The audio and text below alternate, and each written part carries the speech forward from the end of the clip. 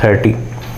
क्या दे रहा है कि हमारे पास एक लॉन्ग वायर है, ठीक है ना, जिसके ऊपर यूनिफॉर्मली चार्ज डिस्ट्रीब्यूट कर दिया गया है। कुछ चार्ज डेंसिटी हम कंसीडर कर देंगे, लेट से सिग्मा मान लेंगे, है ना। और बोला ये गया कि उसके वजह से कि उस वायर से कुछ दूर पे, ठीक है, कितना इलेक्ट्रिक फील्ड इंटेंसिटी होगा ये पता करना है, बट हमें गॉस थ्योरम का इस्तेमाल नहीं करना है, राइट। तो चलिए ट्राई करते हैं। सिचुएशन इस तरीके का है कि हमारे पास एक लॉन्ग वायर है जो कि इनफाइनाइटली लॉन्ग है। ये मान लीजिए माइनस नेगेटिव की तरफ जा रहा है और ये प्लस नेगेटिव इन्फिनिटी की तरफ जा रहा है, राइट।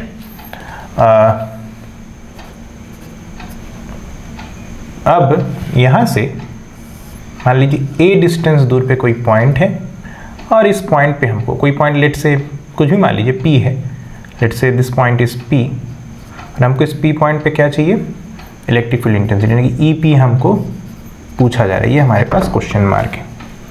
तो हम क्या करेंगे, एक छोटा सा एलिमेंट ले लेते हैं इस बेस से, जहाँ पे ये बेस लाइन है, यहाँ से लेट से L लेंथ नीचे हमने एक छोटा सा पीस ले लिया जिसका लेंथ लेट से dl है, और इस छोटे से टुकड़े की वजह से जो इलेक्ट्रिक फील्ड होगा इस पॉइंट पे ये अवे की तरफ होगा, क्योंकि हमने माना है लेट से इस वायर के ऊपर पॉजिटिव चार्ज यूनिफॉर्मली डिस्ट्रीब्यूटेड है, ठीक है। और इसके चार्ज डेंसिटी मान लो sigma, linear charge density, right. Linear charge density का मतलब आप जानते हैं charge per unit length, right. तो ये छोटा सा टुकड़ा है, इसके वजह से इलेक्ट्रिक फील्ड बहुत कम होगा, लेट से डेल टी होगा। इसको मैं थोड़ा सा आगे बढ़ा लेता हूँ। ये वाला एंगल मान लो यहाँ पे थीटा है, और लेट से ये वाला एंगल यहाँ पे फाई है। ये तो 90 है ये बेस पे, ये फाई है, तो ये वर्टिकली ऑपोजिट एंगल ये भी फाई होगा। अच्छा देखिए, जैसे मैंने ये टुकड़ा यहाँ पे लिया है, इस तरह से एल लेंथ ऊपर एक आइडेंटिकल टुकड़ा यहाँ ऊपर भी हो सकता है जिसका लेंथ dl हो, सेम, बाकी सब कुछ आइडेंटिकल।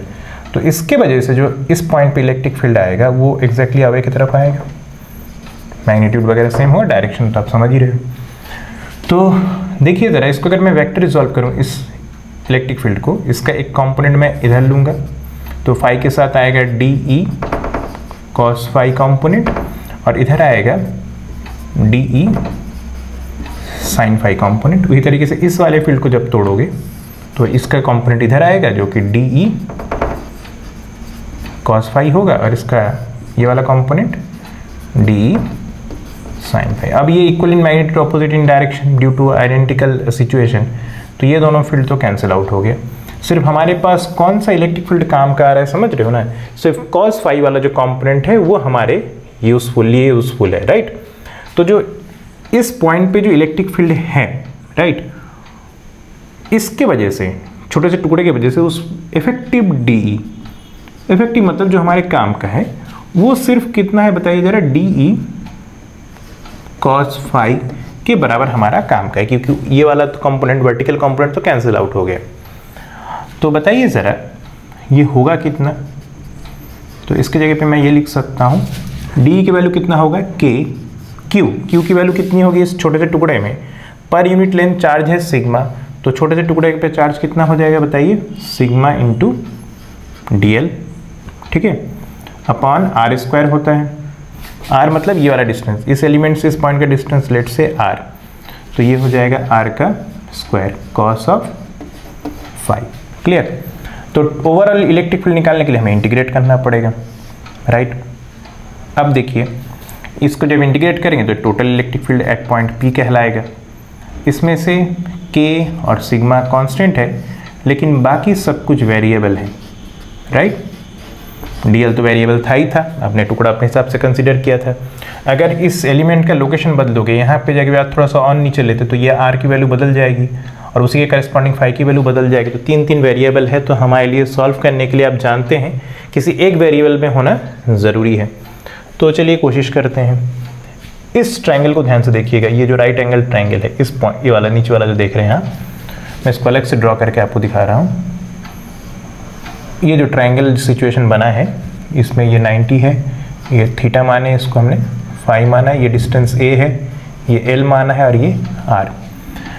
गौर से देखिए, अगर मैं यहाँ पे ट्रिग्नोमेट्रिक रेशियो cos फाई लिखूं तो हम लिख सकते हैं cos phi is equal to base upon hypotenuse यानी कि a बाई आर। यहाँ से मैं r बराबर क्या लिख सकता हूँ, a sec फाई। क्लियर है, एक तो ये हुआ। दूसरा, इसी ट्रायंगल में अगर मैं रिलेशन लिखूं tan फाई का, tan phi is equal to क्या होता है, परपेंडिकुलर बाई बेस, तो हम लिखेंगे l बाई a। यहाँ से l इज इक्वल टू हमें मिल जाएगा a tan फाई। अब एक्चुअली हमें, अगर आप इस एक्सप्रेशन को देखें तो हमारे l की ज़रूरत नहीं, हमें dl की ज़रूरत है। तो बोथ साइड डिफरेंशिएशन कर रहे हैं हम, तो इधर dl, l का डिफरेंट dl, इधर a कांस्टेंट, tan फाई का डिफरेंशिएशन क्या होता है, sec square phi d phi आएगा, राइट। अब इन चीज़ों को हम यूज़ कर लेंगे, इसको और इसको यहाँ पे लाके सब्स्टिट्यूट करते हैं, राइट।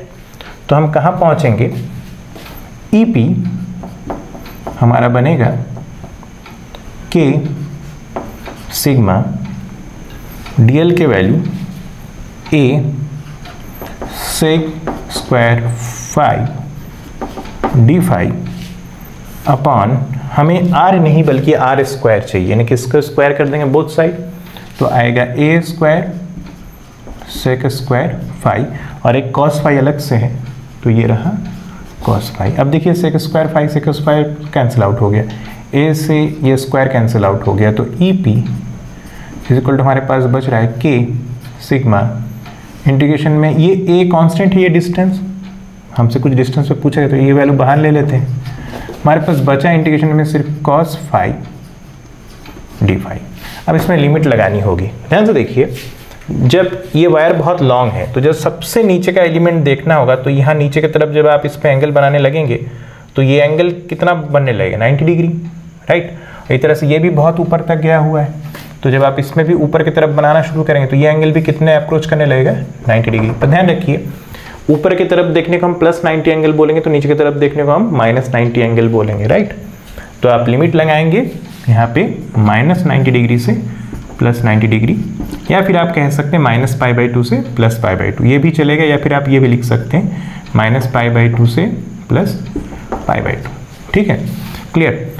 तो EP बराबर बनेगा K sigma A, cos theta का इंटीग्रेशन आप जानते हैं sin फाई आएगा, और लिमिट आएगा -π/2 टू +π/2। अब upper limit minus lower limit करना होगा, K सिग्मा A, ये क्या बनेगा, sin π/2 minus of sin -π/2, sin π/2 आता है 1, sin ऑफ -π/2 आता है -1, -1 +1 देन 1 + 1 2। तो आंसर विल बी EP, यानी कि electric field at point P is going to be 2K sigma by A। This is the final answer.